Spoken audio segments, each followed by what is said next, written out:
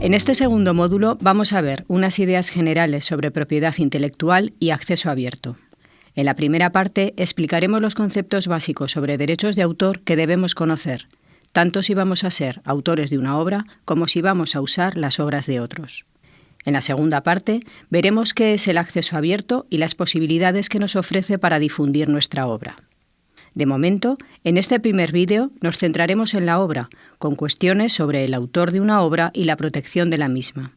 Otros asuntos referidos a la propiedad intelectual, como el uso en la docencia y la investigación o la difusión online de todo tipo de creaciones, se verán con más detalle en los módulos 3 y 4. La norma que en España protege los derechos de autor es el Real Decreto Legislativo 1/1996 de 12 de abril, por el que se aprueba el texto refundido de la Ley de Propiedad Intelectual, regularizando, aclarando y armonizando las disposiciones legales vigentes sobre la materia y a la que nos referiremos simplemente como Ley de Propiedad Intelectual. Deberemos ceñirnos a ella para conocer algunas cuestiones básicas que pasamos a detallar. ¿Quién es el autor de una obra? La Ley de Propiedad Intelectual protege al autor, al que define como la persona natural que crea alguna obra literaria, artística o científica. Pero la ley incluye además a las personas jurídicas, que en los casos que veremos más adelante también tienen reconocidos derechos de autor.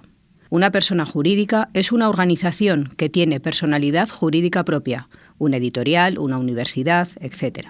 La ley señala dos tipos de autorías: el autor único y el autor colectivo.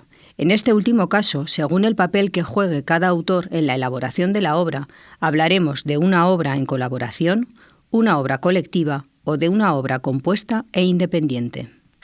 Una obra en colaboración es aquella realizada por más de un autor sin que pueda atribuirse a ninguno de ellos un papel relevante en el conjunto de la obra. Las aportaciones de los autores pueden ser identificables o no, y los derechos que se generen son los mismos para todos, salvo que hubieran acordado algo diferente. Una obra colectiva es aquella que se crea por la iniciativa y bajo la coordinación de una persona natural o jurídica que la edita y divulga bajo su nombre, que no tiene por qué ser solo una editorial. Puede ser también una persona que se encarga de organizar y dirigir las distintas aportaciones para dar lugar a una obra nueva y original. En este caso, el titular de los derechos es esta persona. Los ejemplos más característicos serían las enciclopedias o los diccionarios, por ejemplo, u otras cuyos directores son personas naturales a las que se reconoce esta función. La obra compuesta e independiente es una obra nueva que incorpora una obra preexistente sin la colaboración del autor de esta última. Aunque podría confundirse con una obra derivada, tiene algunas diferencias. En la obra compuesta, la obra nueva tiene que ser una creación original que incorpore a la obra preexistente, pero en un contexto diferente para el que fue creada. La obra nueva tiene que ser claramente identificable y sin posibilidad de confusión con la obra utilizada. Un ejemplo de este tipo de obras sería un anuncio televisivo que utilice como música de fondo una melodía conocida.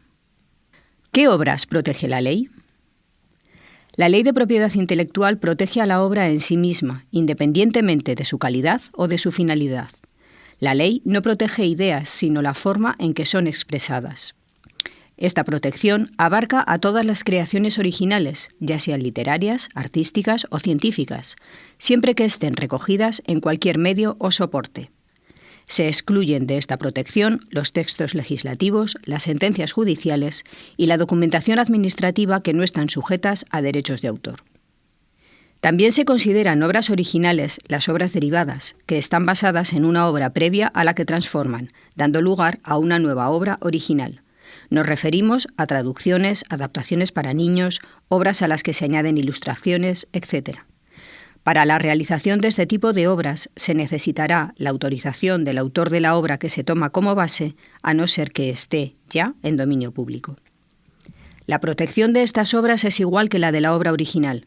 El traductor, adaptador o dibujante gozará de protección por el trabajo realizado y por esto tenemos que tener cuidado, ya que la obra original ha podido pasar al dominio público, pero no así la obra derivada.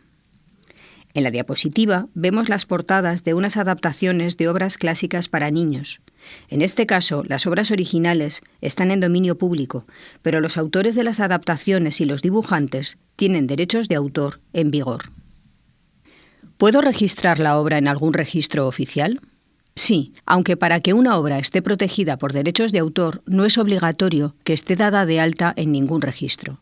Su sola existencia la protege. Si queremos registrarla, en España existe el Registro de la Propiedad Intelectual que mantiene el Ministerio de Educación, Cultura y Deporte. Otras opciones, también válidas, aunque de entidades privadas, son el registro que ofrece Safe Creative, que permite registrar obras con cualquier tipo de licencia y en cualquier formato, o el de Recrea, depósito de creaciones vinculado a la Cámara de Comercio de Barcelona. Otra posibilidad es recoger la obra en acta notarial, bien directamente o a través del servicio de registro que ofrece, por ejemplo, Copylex. La ventaja que puede ofrecer el registro es que sirve de prueba de la autoría de la obra y da publicidad de los derechos inscritos en caso de conflicto. Y hasta aquí llega el primer vídeo del módulo 2. En el siguiente vídeo comentaremos los aspectos más relevantes sobre los derechos del autor.